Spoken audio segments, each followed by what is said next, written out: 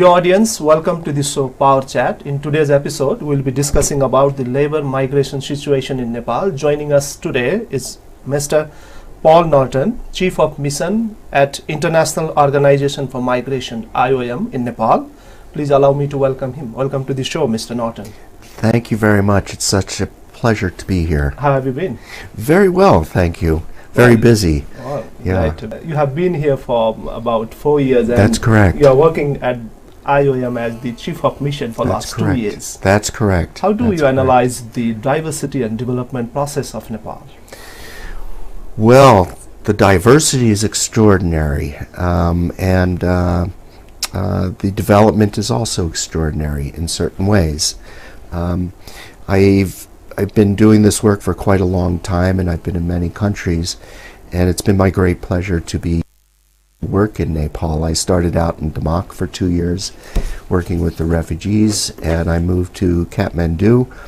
And one of the things that I see, I think you can look at the statistics, let's say the UN Human Development Index, and Nepal is in the bottom third of developed countries, and that could seem discouraging to some, but in fact, you know, everybody has to start from somewhere, and it's not where you start from, it's where you arrive at.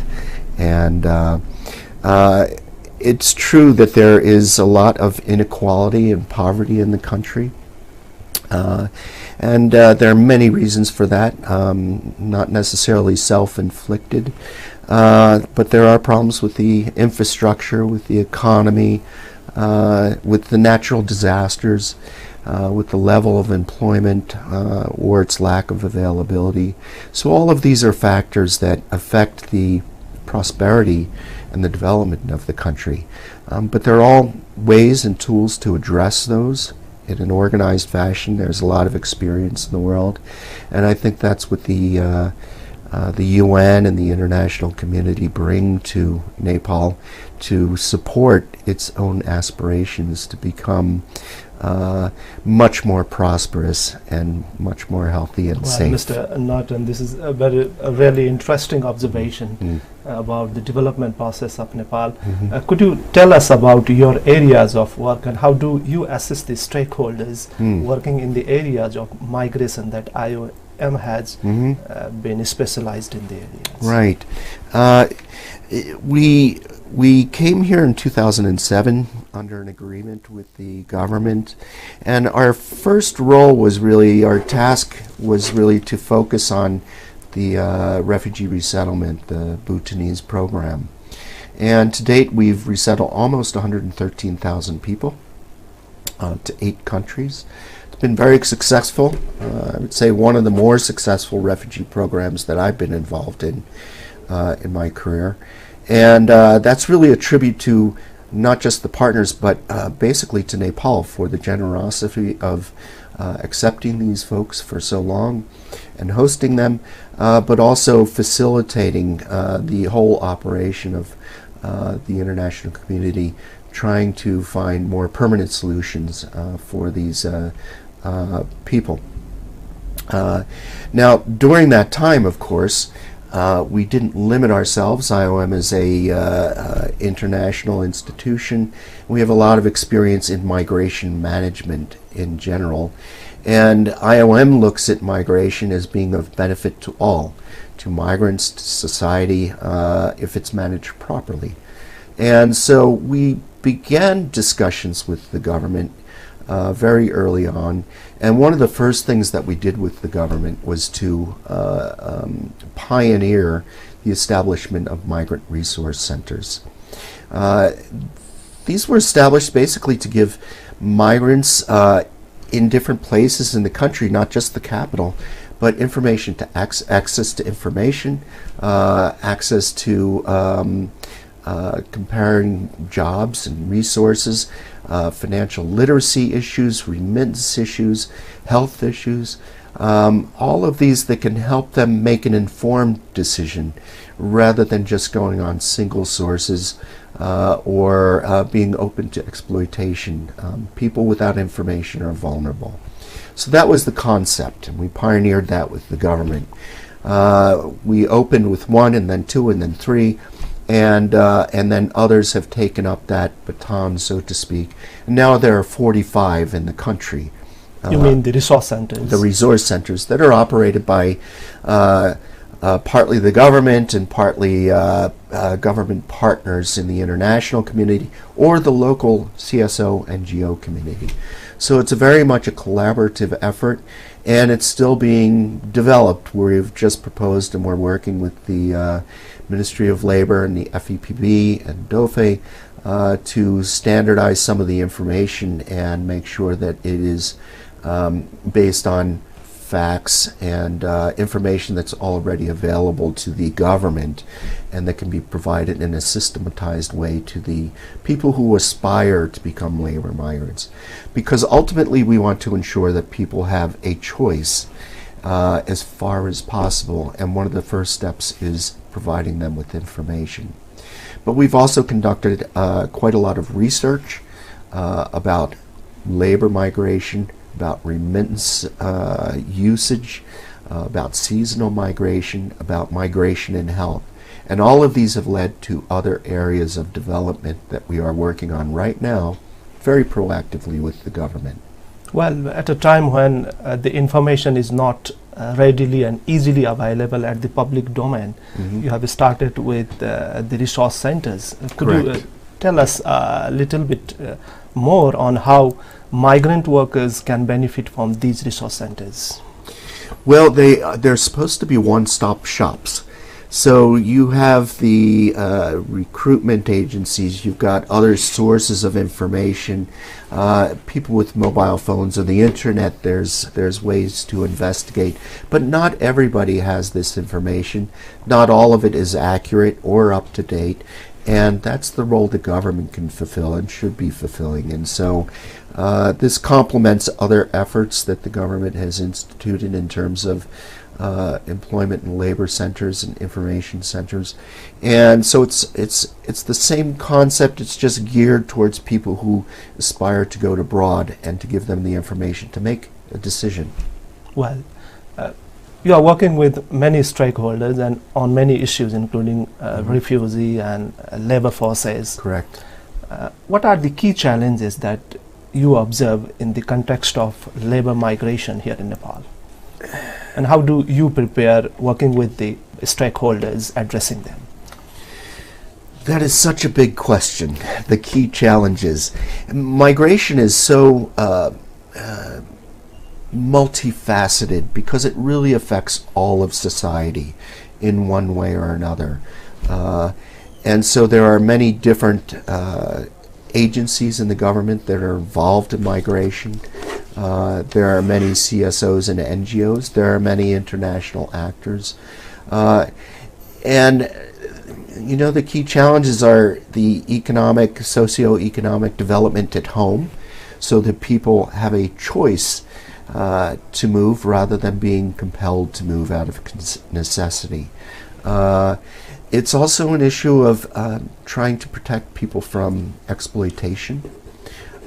We see that people with a lack of information, we see people left behind by labor migrants. We've got so many people abroad, mostly the men in the family, and the families that are left behind are a little bit more exposed because they don't have the familial structure that can protect them as a unit. So it's about human rights, it's about dignity, it's about protecting people here and abroad. It's also about what happens to people when they return. Very often when people go abroad, they become acculturated in a different way and they have a different experience. It becomes difficult to move home because they have experience that is difficult to reinsert into the old home routines. It's called reverse culture shock in a way. And so all of these are issues. The remittance issue, how can that be channeled so that it can be contributing to the economic development? How can people be facilitated in developing businesses, becoming entrepreneurs? So there are so many challenges, and part of this is linked to the challenge of data. of information, basic information, which is not readily available. Different agencies have data, but a lot of it is just not captured because the structures aren't there, the questions aren't there. So it becomes difficult to research and analyze and base your policies and your procedures on concrete evidence-based information. And so it's a real challenge, I think, in Nepal that we're working with the government, and so are many other parties, to try and support and arrive at solutions so that there's information that can be used to inform policy and improve the practices, the procedures, the structures that will support migrants, protect their safety, protect their dignity. Well, Mr. Norton, you said about the exploitation that labor migrants have been facing abroad, and there are many stories in the media that they have been exploited, some have been sometimes killed, and there are some efforts from the government level as well. Right. Is there any existing mechanism that could rescue the migrants or migrants workers who are exploited, or as the UN specialized agency in migration, Right. how can IOM support the government and other stakeholders working modality on addressing the exploitation issue so that they live a dignified life? Right. IOM has a lot of experience in this field. We've been operating what are called assisted voluntary return reintegration programs for 25 or 30 years internationally. And we've done some of that here. We had a very good project funded by the Qatar Development Fund for the last few years. And we assisted almost 400 stranded migrants, trafficked human beings, people who fell into distress through illness or other difficulties, and we were able to assist those. This was done very much in close coordination with the Ministry of Foreign Affairs and the consular services abroad, as well as NGOs here at home. So there are programs that can do that, but ultimately it's the government's responsibility. And so the models are there, the experience is there, and that can be shared and provided, and we've done a significant amount of that in the last few years through this project. But how can it be continued? Because where's the funding come from? And that's a difficult issue to address. So there's another side of it, though, which goes back to the migrant resource centers. If people have pre-departure orientation, if they have skills matching, if they have an idea of what jobs are they going to go, if they have standard terms of employment, if they have ethical recruitment systems, all of these have been developed internationally. All of these are being applied in different countries. And this is something that we're working with the government here to also try and begin instituting those in some kind of regular fashion. But it takes time because these are policy issues, these are regulatory issues, and they're enforcement issues. So there are models out there, there's practices that can be applied, there is experience. It's just a matter of bringing those and tailoring those to the needs, specific needs of Nepal and its population, and the population that remains at home and goes abroad.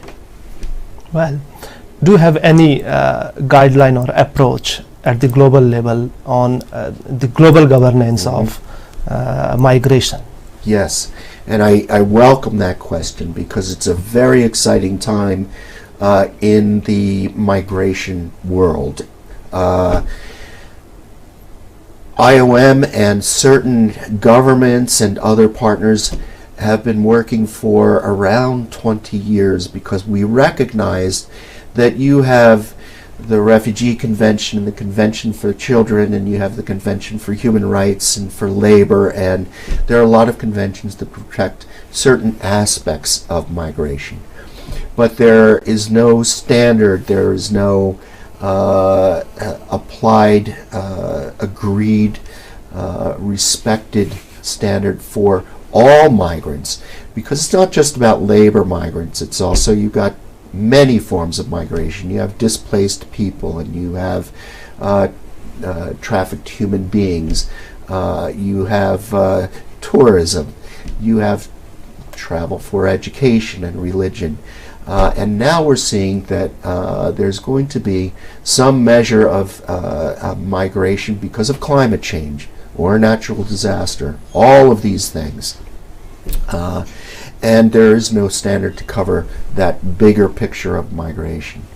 So in 2016, after much discussion amongst the General Assembly, the member states of the UN, it was agreed that they prepared a New York Declaration on refugees and migrants, and as part of that declaration they recognized the importance of migration to all countries, and that there was a need for some kind of standard that they could all agree on, or at least aspire to. And they decided that they instructed themselves, with the help of the UN, to develop a global compact on migration for safe, regular, and humane migration. So that's in process since 2016. Nepal was one of the leaders on that in certain ways. It was amongst a group of countries that held national consultations with stakeholders, governmental, non-governmental, the media, academia, anybody, CSOs, anybody who's involved in migration in any form in Nepal was participating in those consultations. And they came out with a national position paper that informed their position on the Global Compact on Migration. Similarly, as the chair of the Colombo process of sending countries, it's 12 states, and those 12 states in Asia represent, depending on the figures you can find, 40 to 50% of all labor migrants from the sending countries, which is enormous. It's an enormous number of people. And so these 12 states, Nepal convened a meeting with them under its chairmanship role with the Colombo process, and it was supported by IOM and the Swiss government and some other parties, and they came up with their own, those 12 states, under the leadership of Nepal, came up with their own position paper. And I'm very pleased to say that all of those recommendations made it into the first draft of the Global Compact on Migration. Now that's being negotiated right now in New York, and it will come up for a vote by the General Assembly for adoption in the autumn of this year. Mr. Norton, it's yes. only 2 years that this approach has been agreed by the nation states. Right. How can countries like Nepal, a major labor sending country, benefit from this approach? Well, it's already benefited because it has raised its stature as a leader in the discussion on labor migration. And it is because of the remittances to GDP is 30%. The number of migrants that go abroad is quite large when we look at it per capita. And so Nepal has a real voice in this discussion, and it has been performing at a very high level and is taken very seriously because of its chairmanship of the Colombo process, but also because of its nexus as a labor sending country that faces all different forms of migration and not just labor migration. So it really has informed that discussion. It is very much involved in those regular negotiations that are ongoing now in New York, and Nepal can be proud of its representation on labor migration. What is the IOM's role in GCM process, presenting the position paper at the negotiation process? Right. Well, the GCM is a member state-led approach that's being negotiated by the member states. IOM's role is to provide technical and policy advice, essentially. We are assisting the Secretariat in preparing these negotiations, but we are asked to provide policy guidance, provide technical advice, and IOM is the UN Migration Agency. We have a lot of experience doing that, almost 70 years of working on these issues. And so that is our role, is to provide that support to the member states, to the international community, the General Assembly. Well, Mr. Norton, could you also tell us the outstanding progresses that have taken place here in Nepal addressing the labor migration issues since the establishment of IOM here in Nepal? Well, labor migration in general, is a very big issue, and I think that with the adoption of the Constitution, with the elections last year, with the new government that's been formed, really now is the time. A lot of preparatory work has been done in terms of research, in terms of pioneering these migrant resource centers. But there are some key areas that we really feel that we contribute to, and I need to remind myself because I'm getting old now. So we've done a lot of research, particularly on labor migration, both departing and returning labor migrants, and we've coupled that with remittances research.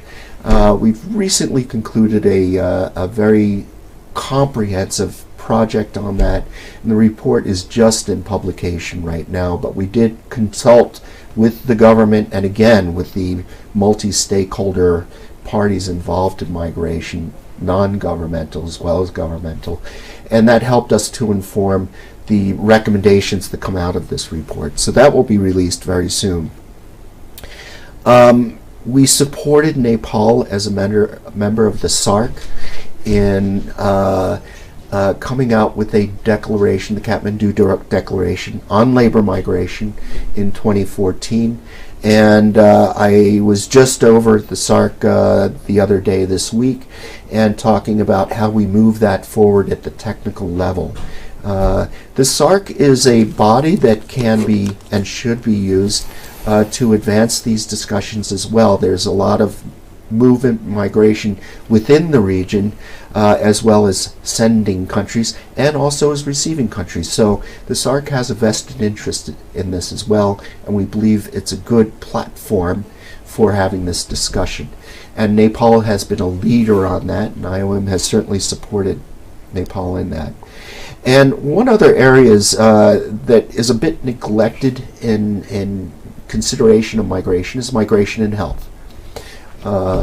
It's both for people who leave, go abroad, and come back.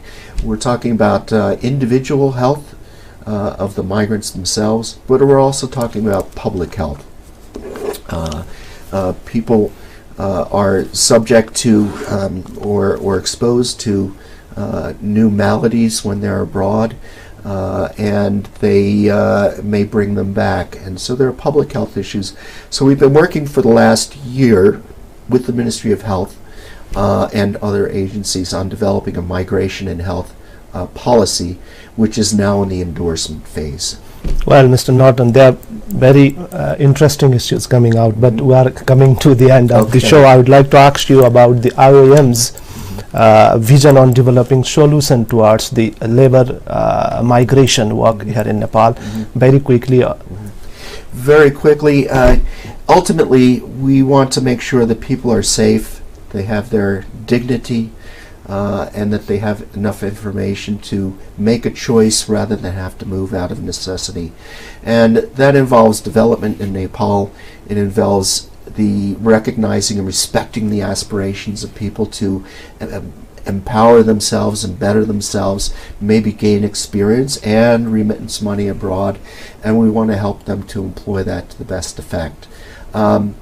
Ultimately, we see migration benefits society and the migrants themselves, and we want to help Nepal to do that. We want to see a prosperous and a healthy Nepal, and we think that that is within reach. And I thank you for this opportunity to speak about this. Well, Mr. Norton, thank you very much for your time. It was a pleasure talking to you. Okay, likewise. Thank you very much. Dear audience, time now to wrap up the show. Keep watching us. See you next week. Namaste.